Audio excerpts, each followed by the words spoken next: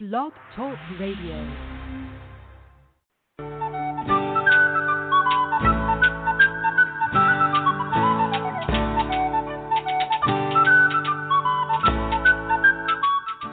Welcome to the Spiritual Unity Radio Network, a station dedicated to the concept that all manifestations of the divine are equally valid. Join Reverend Terry Power HP, Robin McKean, and all the hosts for programming covering a wide range of spiritual topics, right here on Blog Talk Radio.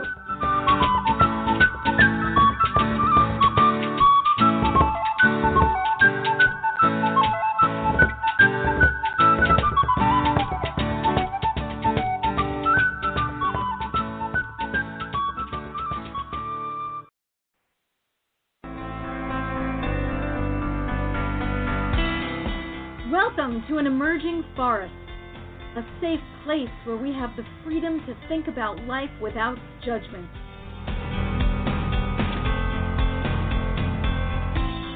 We take a look at society, we examine it, and we allow for the possibility of something new, something different.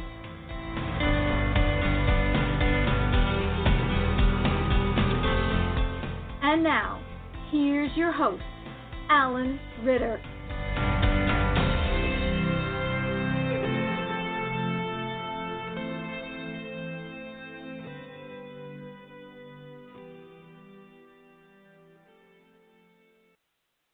Welcome, everyone, to another Sunday evening and another Emerging Forest episode. And this happens to be the last day of September 30th, 2018. The year is just moving right along. And this week's program, I'm honored to have as a guest Jay Lustig, and he's going to talk about his new website and some things in his background. I'd like to thank very much my good friend and friend of the show, Laurie Cagno, for introducing the two of us. Hi, Jay. Welcome to the program. Hi. Thanks for having me. Good. So there's always sort of what came first? And, well, for you, journalism came first. So why don't you talk about your background sort of to set the stage for what we're really talking about in this program? Sure. I became a journalist, I guess about 35 years ago now, and kind of gravitated towards the arts and feature side of journalism. After working at a daily newspaper in Bergen County, New Jersey, not a daily, a biweekly paper actually, I got a job at a weekly music newspaper called the East Coast Rocker, which is now known as the Aquarian Weekly. That's a long-running. It actually started as an underground newspaper in the 60s. It's one of the few underground newspapers that is still going from the 60s.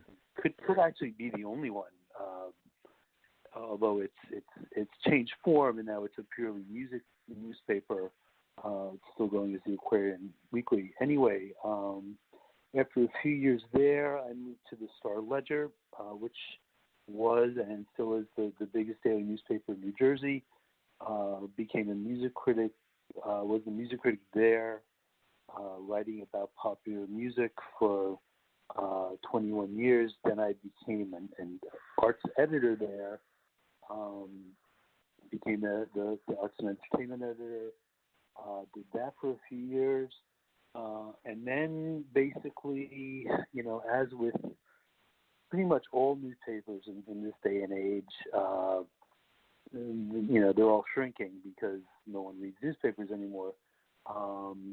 So, I started my own website, which I've been doing for the last 4 years.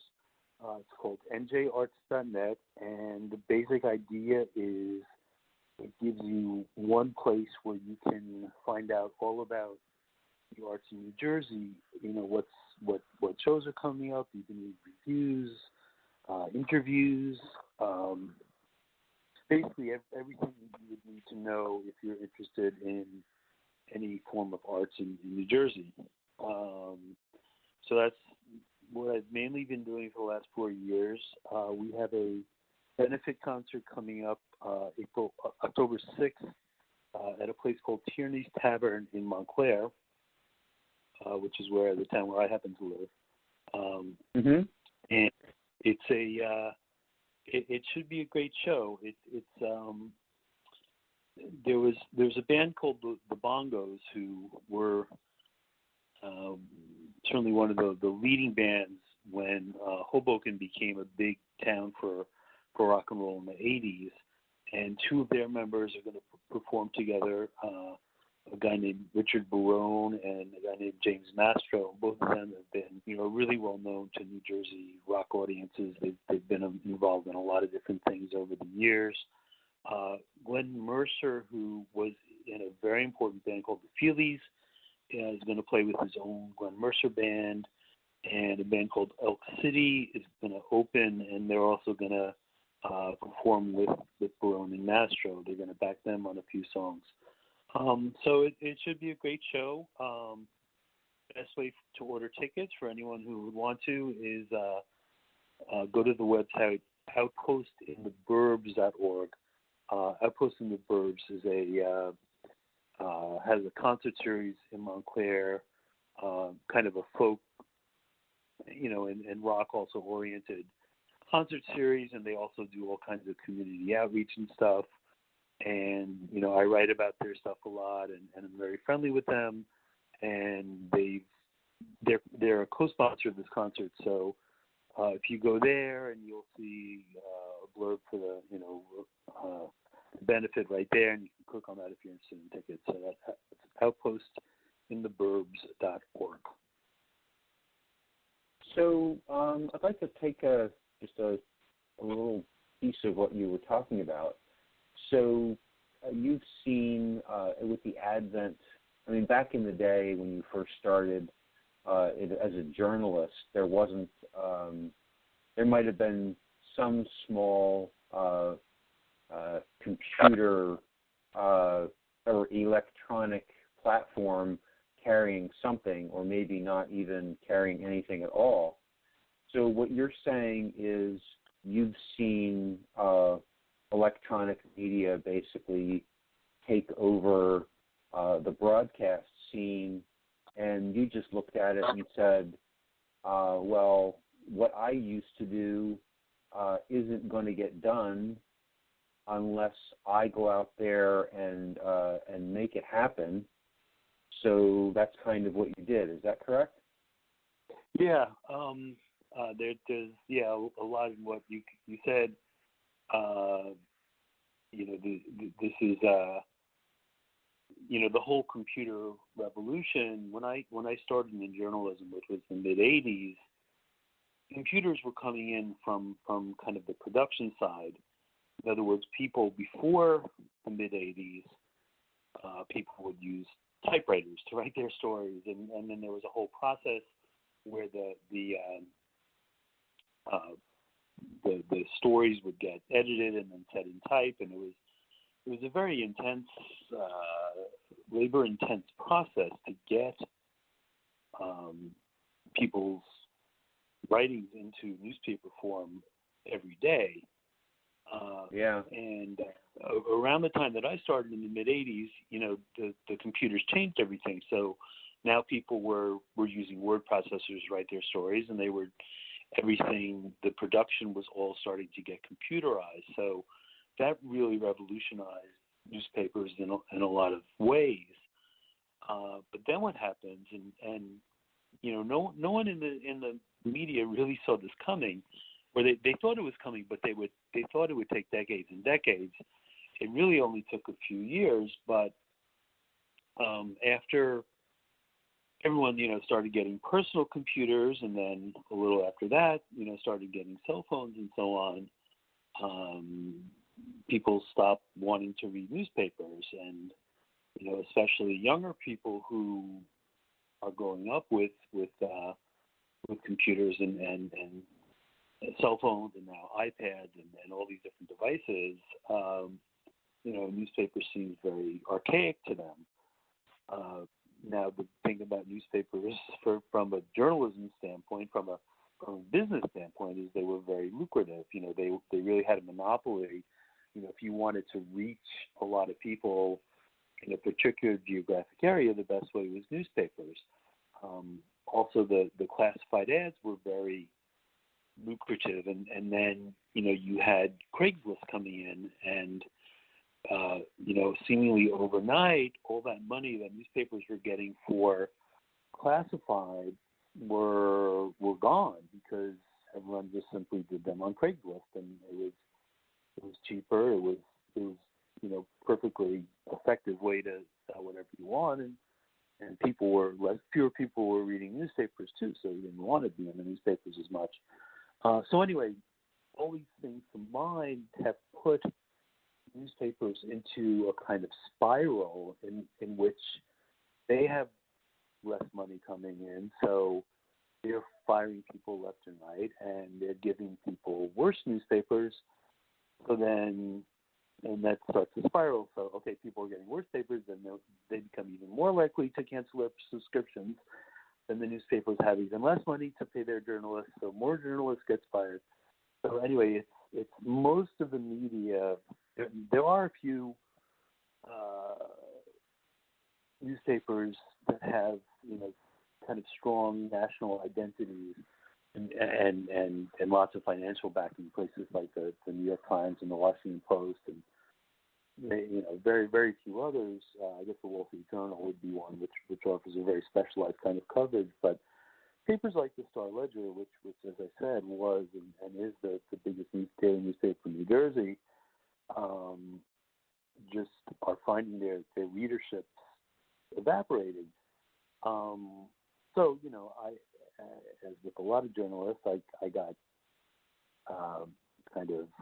I wasn't fired, but I was asked to work for a lot less money, if I wanted to stay there, and to do a job I really didn't want to do.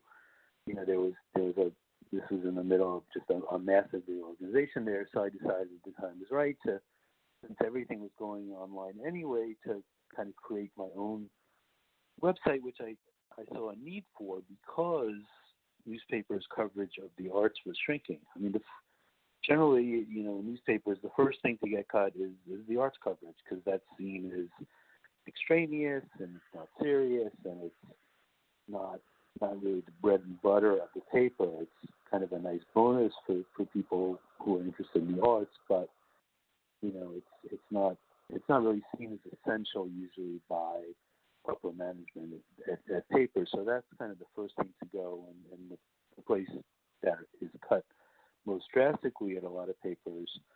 So as I said, I felt it was really the only thing I could do was try to create my own and give people that kind of coverage, but in a purely online way. So to give our listeners an overview, I mean, when I think of arts, certainly there's music, and certainly there's the gamut of music, but then there's theater, there's museums, and so what is the content? What is the bandwidth that you present in your website? I'm not sure how to answer the bandwidth question, but certainly, I mean, what we do, as I said, we try to cover all the arts, and so that would be music, as you said, theater, film, family entertainment, dance, comedy, and visual arts. Okay. Now, partially because my background is in music, and also because music, to do better, get a better response than a lot of other art forms on the internet. My website is, I would say, probably about 75% music, but we also do a lot of theater and do a little of all the other things.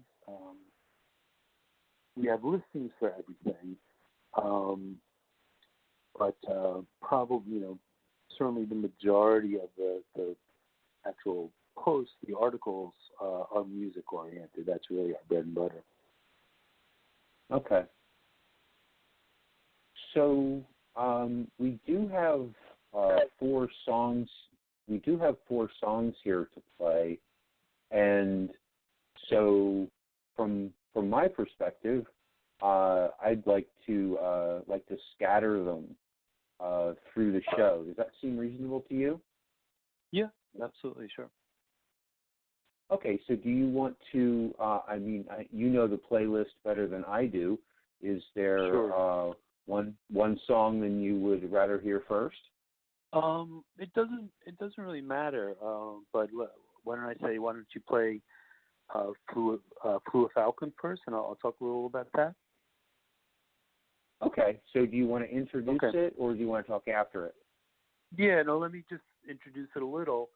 As I said, we're doing a benefit for the website, which the musicians were very nice to take,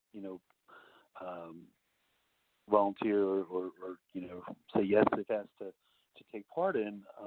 And the headliners are Richard Barone and James Mastro, who were in a group called the Bongos together, but they also made an album together released under their duo name, just Richard Barone and James Mastro, in 1983, I believe. It was called Nuts and Bolts, and it's a pretty obscure album because they were really putting more attention into the group, the Bongos at the time.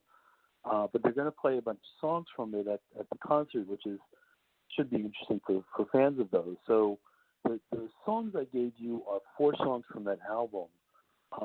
Flew a Falcon is one that probably most fans of Richard Barone would recognize because he continued to perform that in his solo career after the Bongos broke up. So that's a song that had a future. Most of the stuff on that Nuts and Bolts album never really got played very much live after the album release. So Flew a Falcon is probably the one that most people would know. So why don't we start with that? Okay, that's great. So here is Flew a Falcon.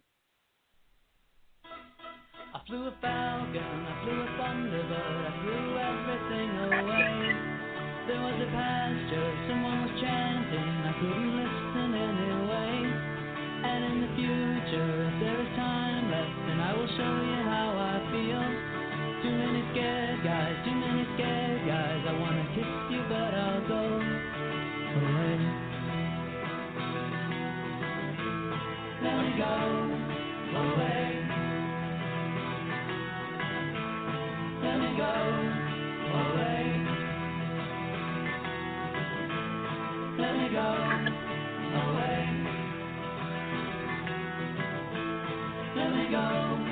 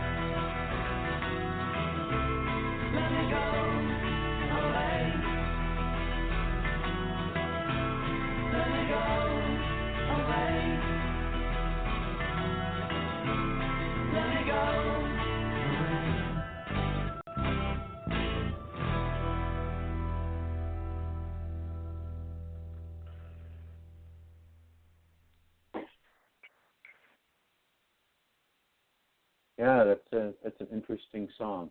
Very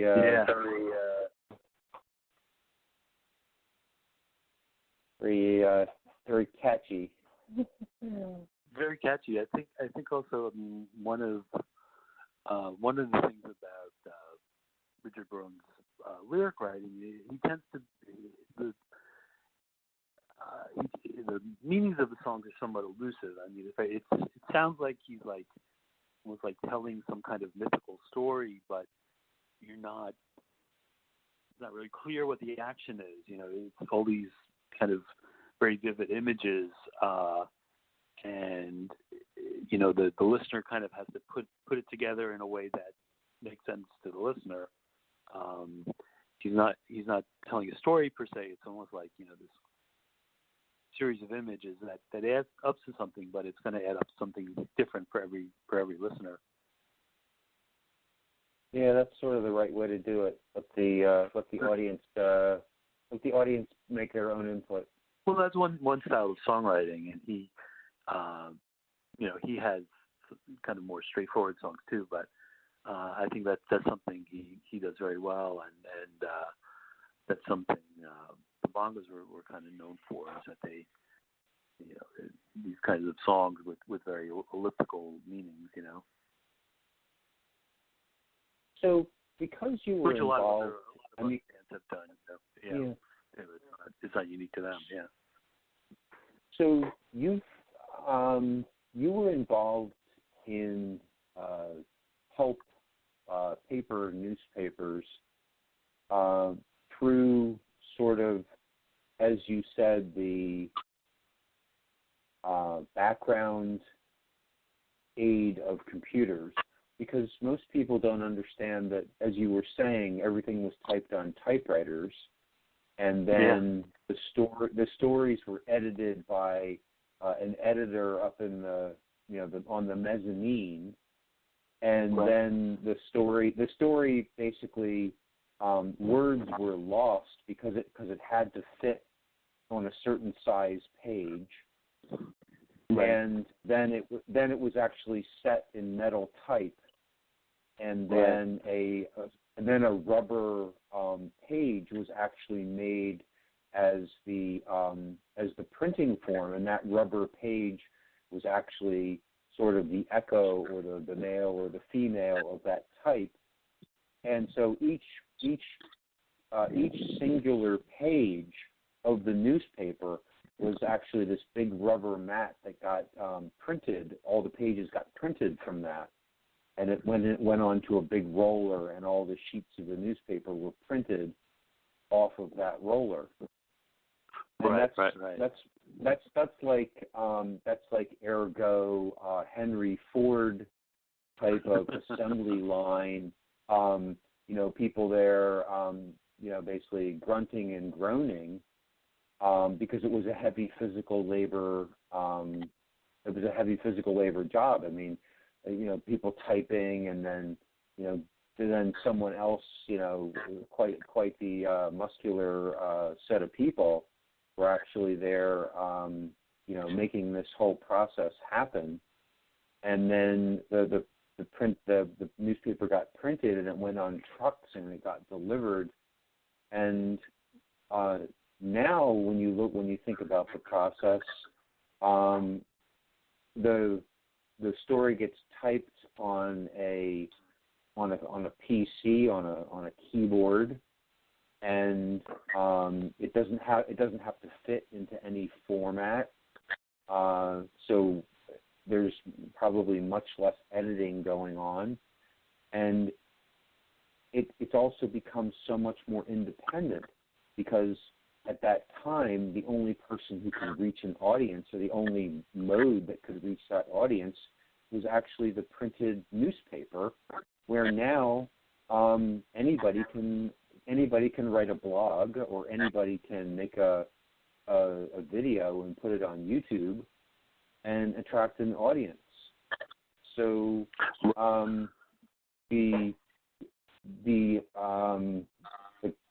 clarions, or the big voices are, there's a lot of them that are still out there, but as you said, a lot of them are gone, and a lot of them are dead.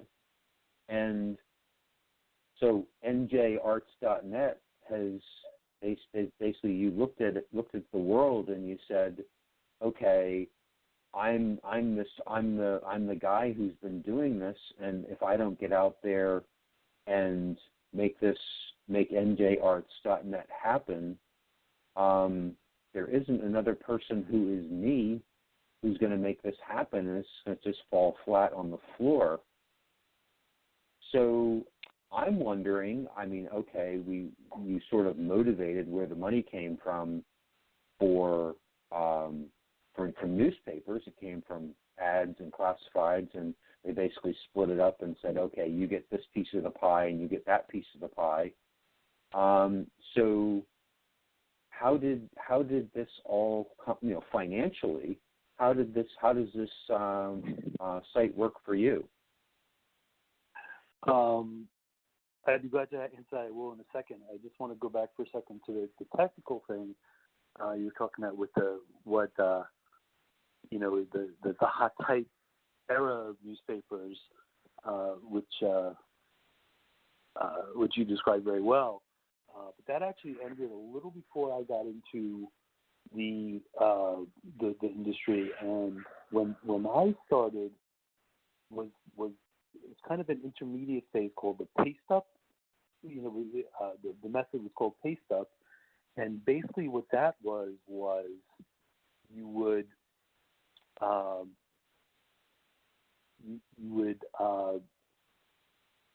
use word processors to generate these stories, and then they would be printed on these pieces of paper that were then glued onto a large board, and each board was a page of the newspaper, and then they could be edited right on that board.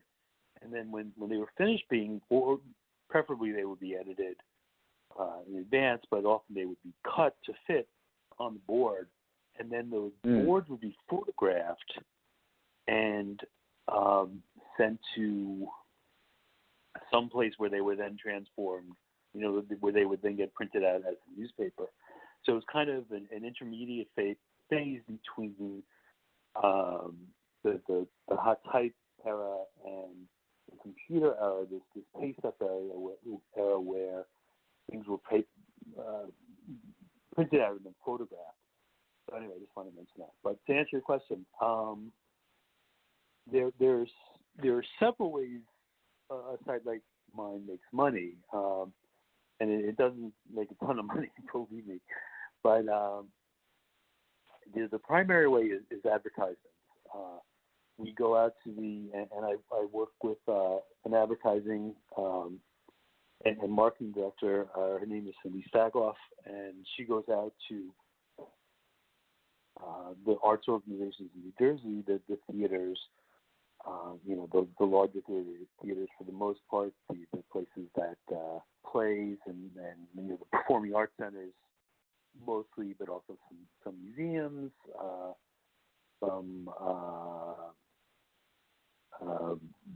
we've gotten occasionally ads from bands, from people who are from concert producers, but mainly it's the performing arts centers and the larger theaters in the state, and they advertise to be on the website and on our newsletter that goes out, and that's where most of the money comes in. We're not a tax-exempt charitable organization, but we do ask people, when we don't make people pay to get our information, but we do ask that they give us some money if they like what we're doing. and a lot of people, have done that. And, again, it's not a huge amount of money, but it does bring some money in. And then there are things like, these benefit concerts we do, which this will be our fourth, I believe, a fourth. And, they make us some money too. So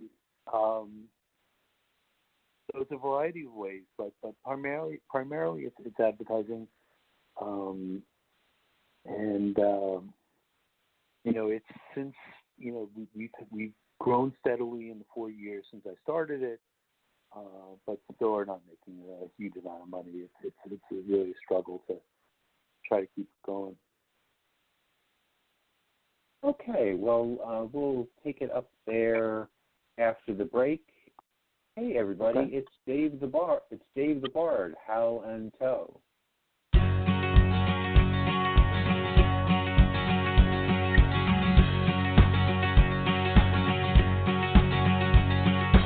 Take no scorn to wear the horn.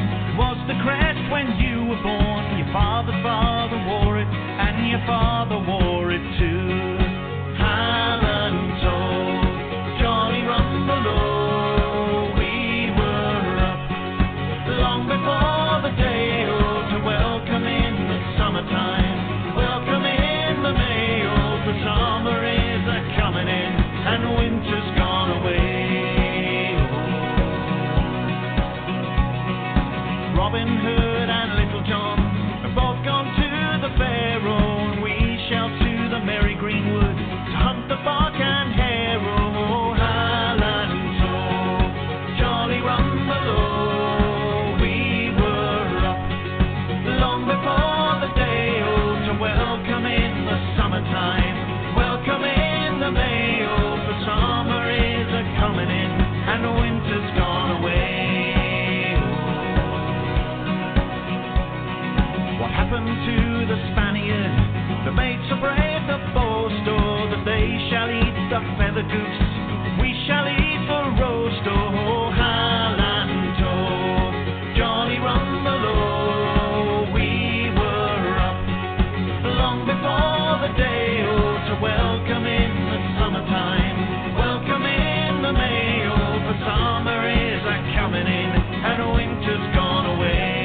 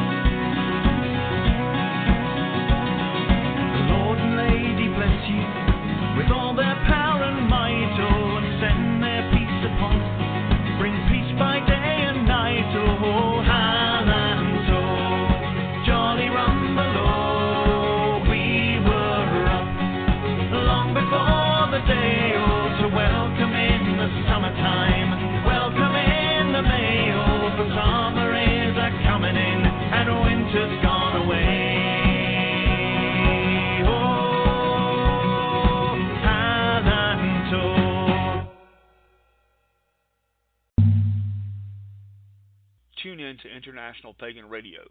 You can hear your favorite artists such as Dave the Bard, Tuatha Dea, Spiral Rhythm, S.J. Tucker, Murphy's Midnight Rounders, and many, many more. Join us for exciting shows like Ask a Witch and Storytime with Rook as well. www.internationalpaganradio.com on the net or on TuneIn Radio on your mobile devices. Join us on Facebook and Twitter too. International Pagan Radio, all pagan, all the time.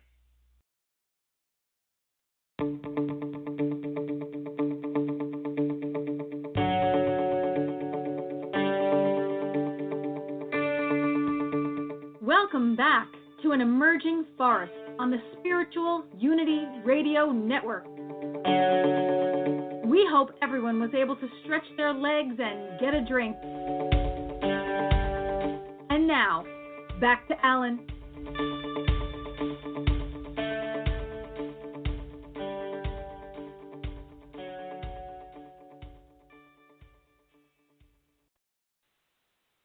Well, welcome back, everyone. And Jay, so we were talking during the break, and what I wanted to get into and talk about first is the website NJArts.net has a ring, has a purpose, has a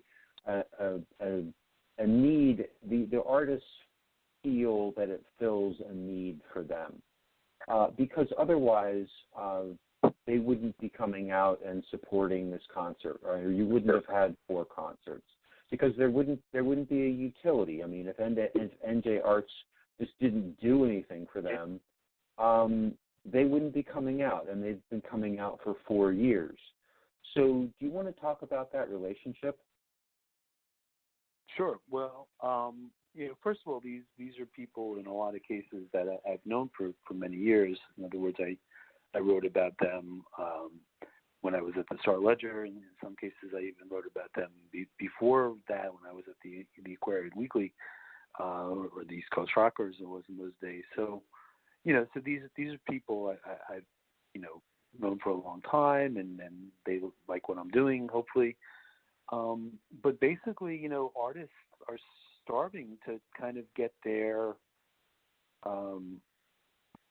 and artists of all kinds, musicians, theater artists, visual artists, whoever, are they need to get to make people aware of what they're doing, and it really behooves them to be supportive of media efforts that are going to help them do that, because increasingly they're not going to get that from the newspapers, just because there's no one left at the newspapers, and the newspapers have become in a lot of ways very focused on drawing big numbers to their websites. They've all become the phrase is web first. So whereas you used to have when websites started, you would have newspapers basically taking their content and putting it online. Now it's really the other way around. The primary effort is going into the website, and then a small group of people are taking what's on the website and kind of making a newspaper out of that. And websites make money by attracting a lot of people. So there's great pressure on journalists these days, and in a lot of cases they get paid bonuses based on how many people their articles or photographs draw. So everything is becoming very much focused on things that'll get the most hits online, and in the area of entertainment, that generally translates to celebrity kind of stuff and television kind of stuff. And so these smaller kind of grassroots things are getting much less exposure in newspapers and in the big newspapers' websites.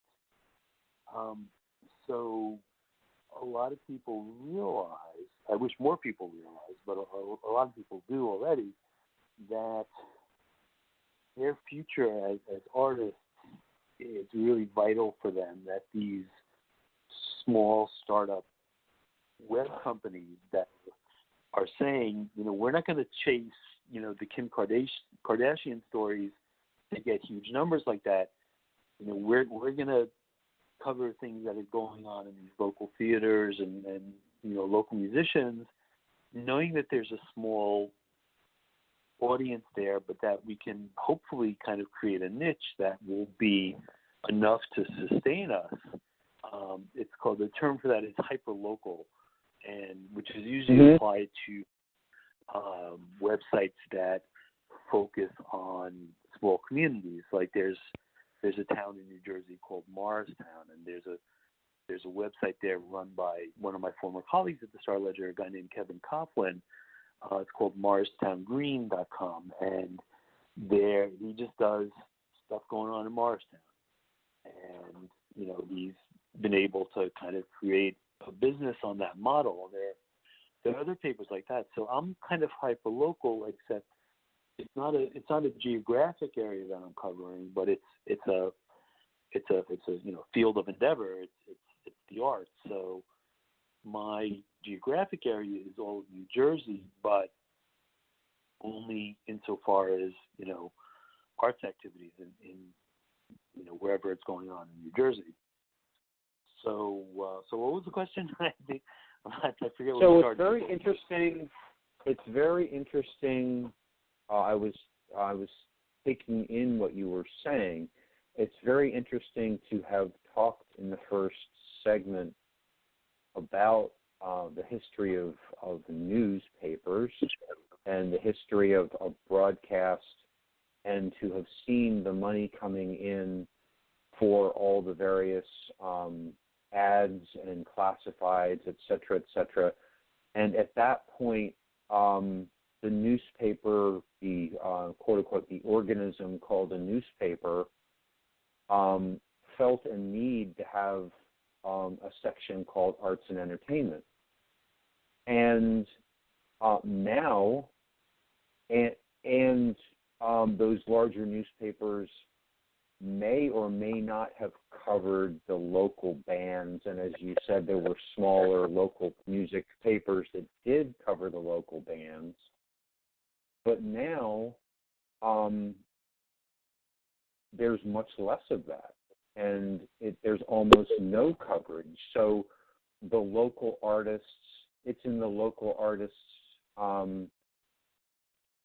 the local artist doesn't have a broadcast voice to let people know that they exist. It's like chicken and the egg. Which came first, the local scene or the NJArts.net?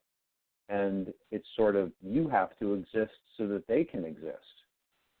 So that's the relationship. Right, yeah. Hopefully it's a kind of symbiotic relationship, and they and as I said, a lot, the art community has been very supportive. The art community has been very supportive. But, there's still a long way to go, and it's a tough way to make a living. Oh, I totally get it. I mean, it's basically, this computer revolution happened, and a lot of pieces just got dropped on the floor. And people are looking around going like, oh, wait a minute, this revolution happened, and my arts and entertainment section got left in the washer. And all these functions that used to happen automatically, it's like that whole section of society, that whole vibe sort of is a casualty. And you basically looked at it when when they asked you to downsize, and said, no, I'm gonna perpetuate the voice over here. Yeah, and it's something that, of course, the musicians are feeling this in another way, because it used to be that if you created a piece of music that got popular, you would be financially reimbursed from that. Or sometimes the record companies would steal all your money, but that's another story, or your manager or whatever. But basically there was money coming in, for stuff that became popular. And now everything gets shared online, and very, very little money makes its way back to the musicians, so they're all dealing with trying to reinvent themselves. Because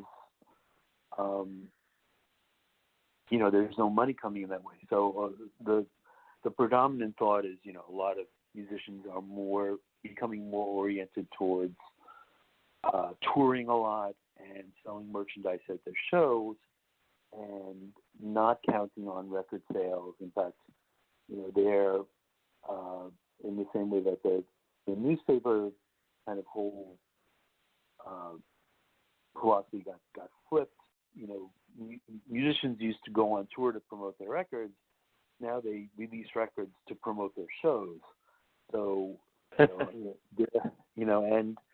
then theaters. Yeah. Go ahead. No, I was just going to say, and theaters are dealing with the fact that now, you get so many entertainment options at home, that people don't want to go out. So, I go to a lot of theater, plays and musicals, and it's older crowds for the most part. It's people who grew up with this and are used to this and kind of see this as vital. And, younger people are staying home and watching Netflix and playing video games and all these other wonderful things that exist, but it's really taken a big impact on the whole world of live entertainment.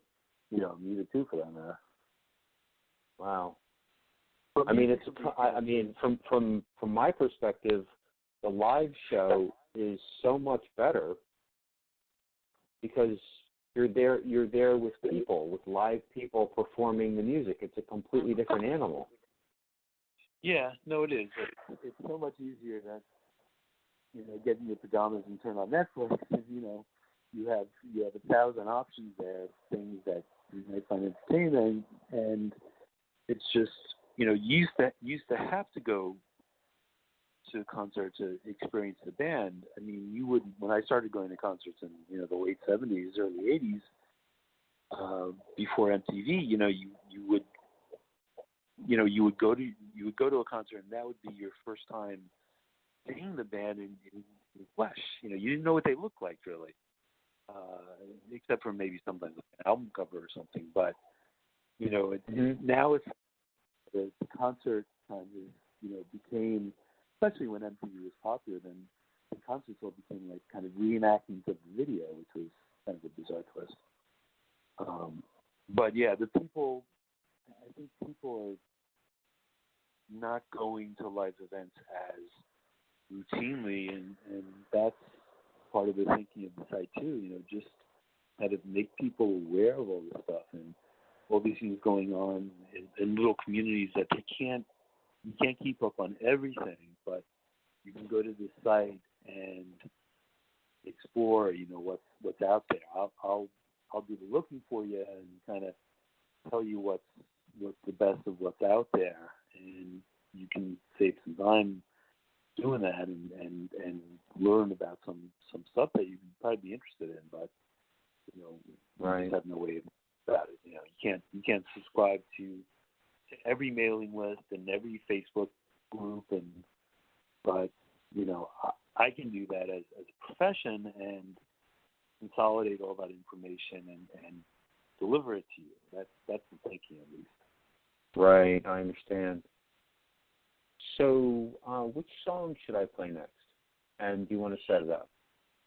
Sure. Well, one of the interesting things about this album is that, as I said, it was released by these two guys, Richard Barone and James Mastro, and side one was Barone songs, stuff he wrote and sang, and side two was James Mastro's stuff he wrote and sang, which is an unusual way to do an album. And they both worked on all the songs together, but one took the lead on one side and one took the lead on the other. So since we did a Richard Barone song before, why don't we do a James Mastro song? No One Has to Know is a song that I just really happen to like a lot. So why don't you play that one? All right, thank you. Okay. There it is. No one has to know. No one has to know.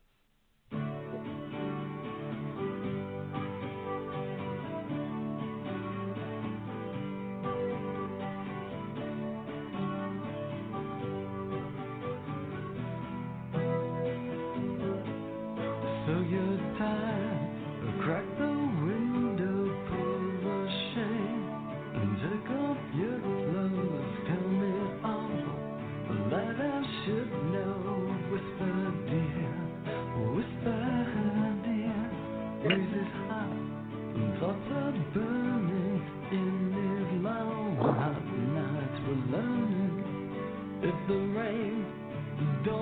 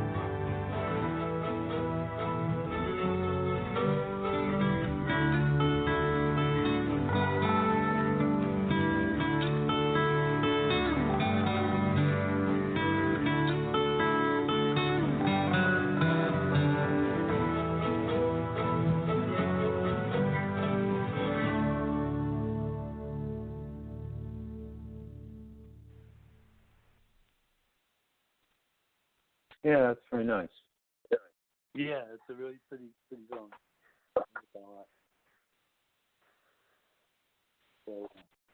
So, go ahead. No, I was just saying, if I can just mention again, we're doing this benefit at Tyranny Tavern in Montclair. You can order tickets at outpostintheburbs.org. It's a very rare opportunity to see these guys together who, are very, a lot of people in New Jersey I know really like them a lot. And it's going to be a unique night. Should be really great. Yeah. So, do you want to play both of the songs, or do you just want to play one to end the show? Yeah, no, I'd be fine playing both. You have one more each, one from Mastro and one from Barone. The Barone one is I've Got a Secret, which is a very catchy song, probably the catchiest song on the album. And the Mastro song, I believe I gave you. Which one did I give you? Angel in My Pocket. Right. Yeah, which is just another really nice song. So yeah, it'd be great if you could play one more each from each of them, and I really thank you for doing this. I really appreciate it. Well, I mean, we'll talk after I play the songs. So okay. Here's the secret. Okay, I've got a secret.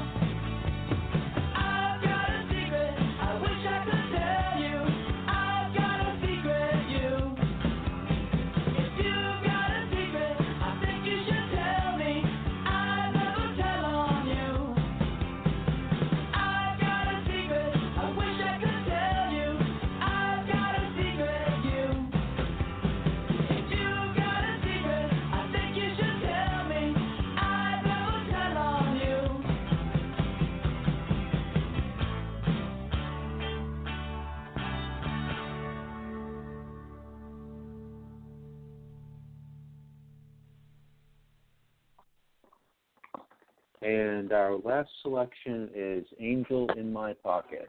And here's that.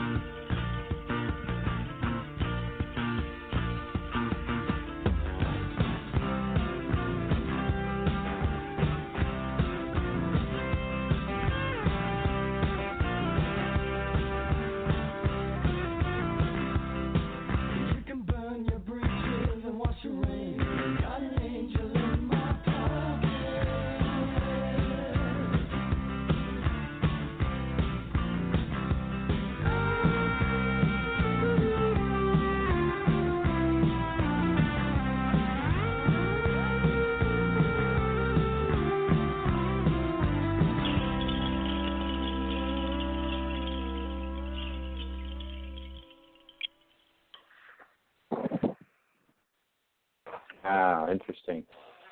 Yeah, that's one of the more sonically adventurous songs on the album. Yeah, interesting. So, to summarize what we've talked about, we've talked about sort of the forgotten pages of the newspaper and how they continue on into this new and exciting change of form.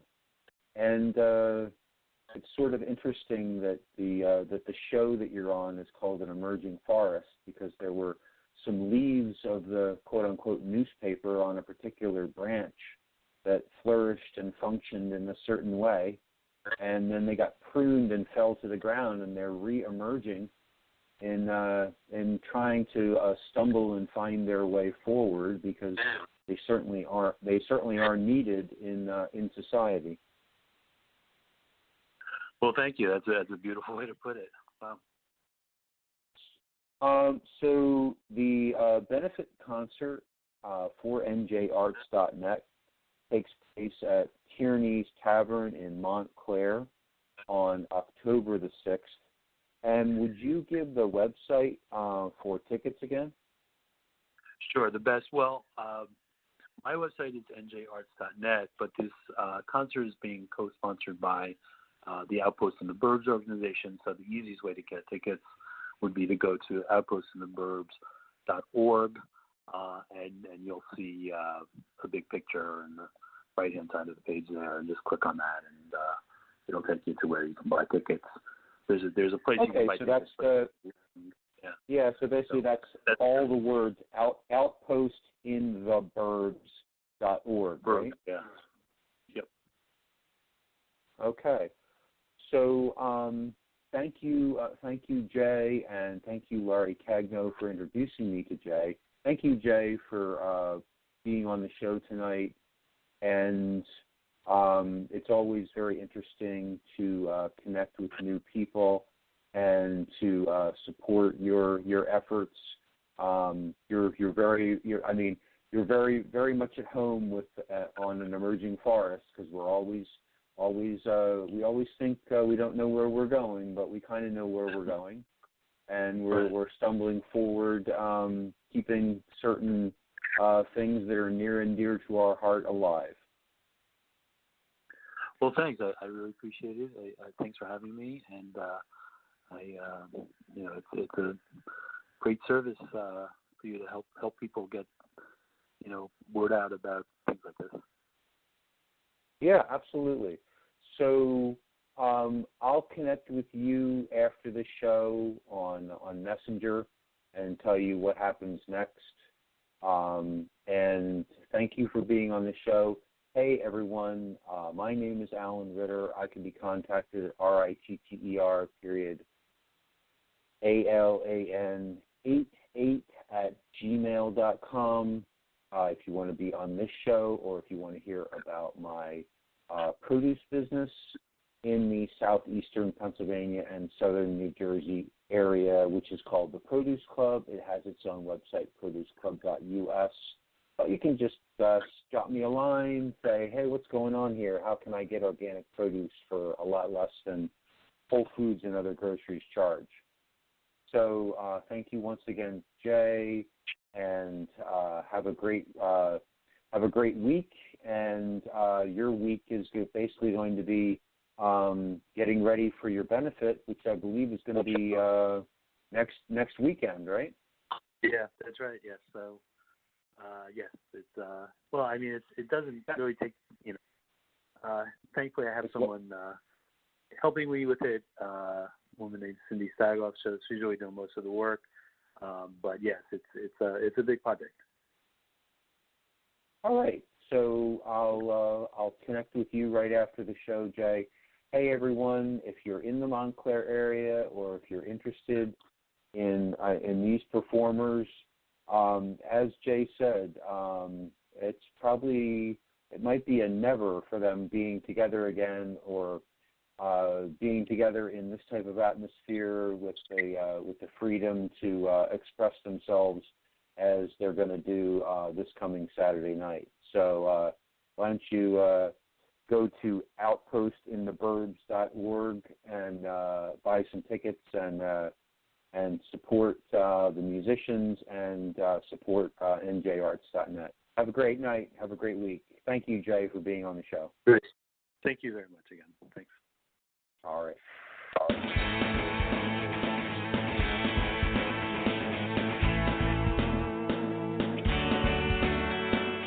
Thanks for listening to the Spiritual Unity Radio Network.